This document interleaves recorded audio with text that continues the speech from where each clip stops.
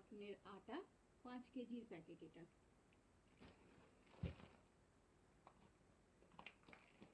আর এটা নিয়েছিলাম বড্ড ভারী, আছে দিবিয়া বাসমতি চাল, এটা 5 কেজির প্যাকেট।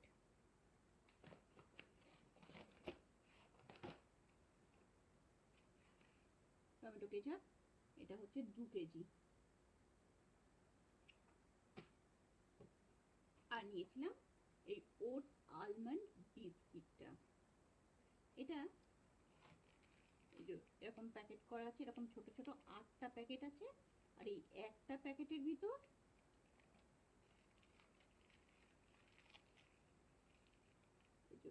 দুটো করে বিস্কিট আছে, খুব টেস্টি, আমার খুব ভালো লেগেছে।